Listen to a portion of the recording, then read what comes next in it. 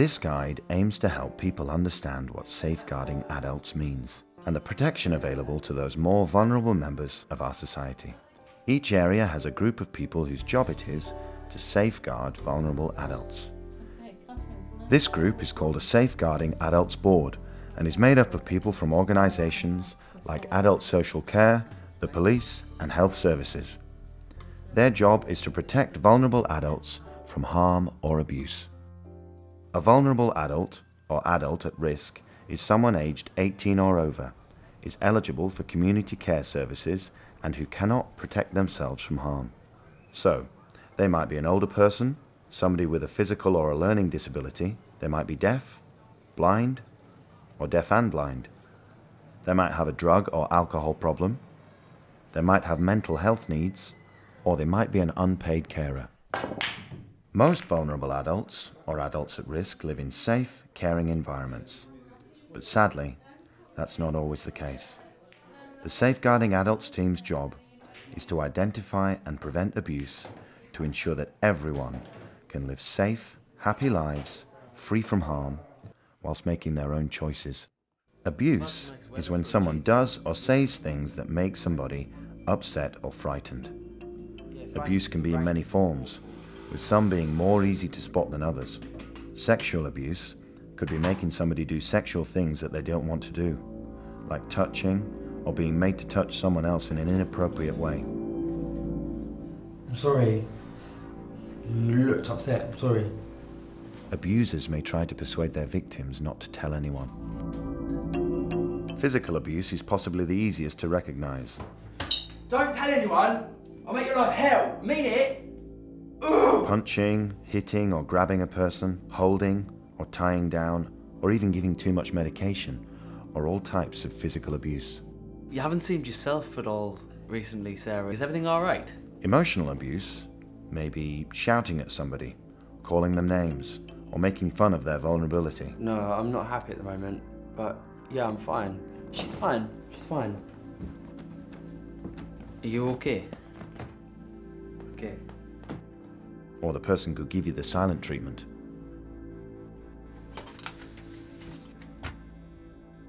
Financial abuse is when people steal money from you. This includes borrowing money and not returning it, and controlling your purse. They could also be running your financial affairs without fully explaining your financial situation. Oh, it's not important. I've got it. Neglect is also a form of abuse, when somebody isn't given medical care or the help they need to wash, eat or drink. This can sometimes be linked to institutional abuse. Excuse me. What's the problem, Jack? I'm not going to get in lunch today. I've been waiting an hour already.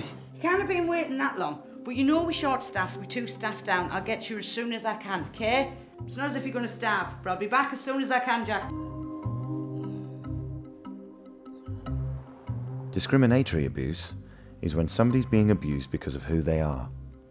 For example, because of their disability, because of the clothes they wear, the colour of their skin, or their age, sex, or religion. Institutional abuse is when the actions of an organisation cause distress. Hi Tina. Hi Rick, your nights again? It's the third one this week. Lucky thing. Well, that's Jack's blood pressure done. Sky high as usual. But we know he'll be alright in a couple of hours. Yeah, right, I'll go at lunchtime again.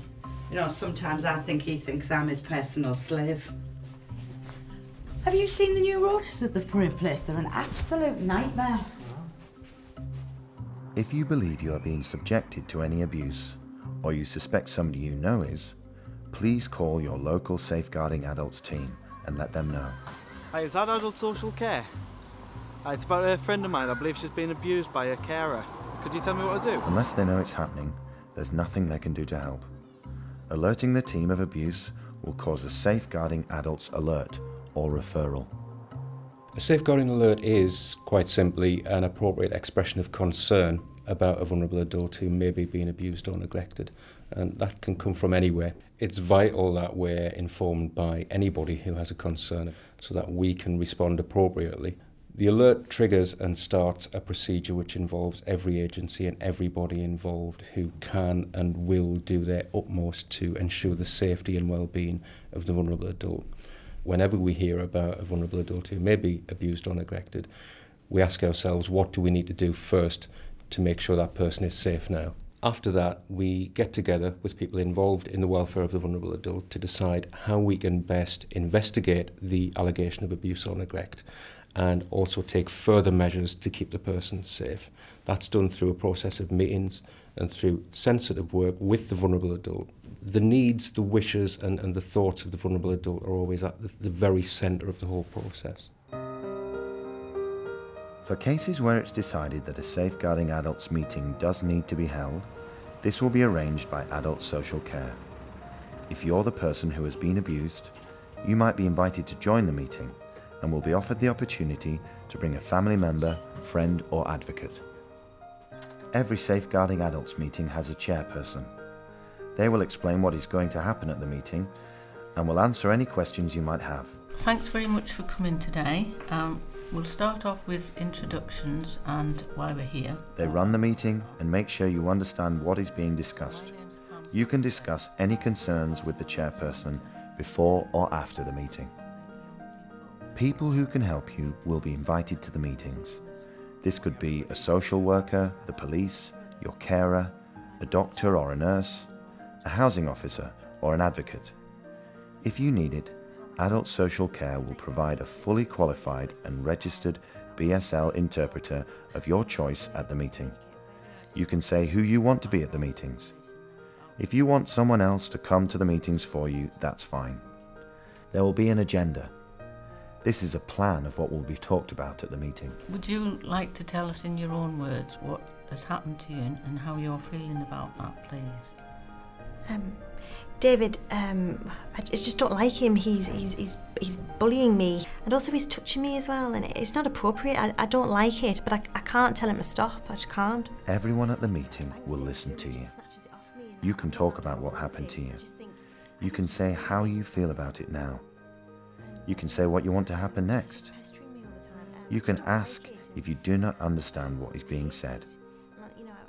There will be someone taking notes at the meeting. These are sometimes called minutes. Notes are taken so people remember what was talked about. Can we just talk about the sexual abuse? If you want us to look into that further with you. I think I'd like to talk to Simone, if that's okay. Yeah, that's fine. So, outside of this meeting, that will be an action then. You will meet up with Simone and talk to her about that. Okay. Sometimes things are more difficult to deal with than others. This might mean we have to have more than one meeting. Remember that as soon as we know you may be unsafe, we will take action to make you safe. We won't wait until there's a meeting. Sometimes we might not be able to invite you to a meeting. This might be because we'll be talking about other people and we might not be able to discuss their private information with you. If you are not invited, we will always let you know what we are doing to protect you. We will always ask you what you think should be done to protect you. When we decide that you are safe, we will end safeguarding, but we will only make that decision jointly with you. The process ends only when we're sure that there's a very strong safeguarding plan in place, that the vulnerable adult is safe, that all concerns are being responded to appropriately. What we would like to see in the North East is for vulnerable adults to live a life free of abuse, free from harm, and live a life as full and rewarding as is possible. If you'd like more information about safeguarding adults, you can visit the regional website, which has links to the Safeguarding Adults pages for each area in the region.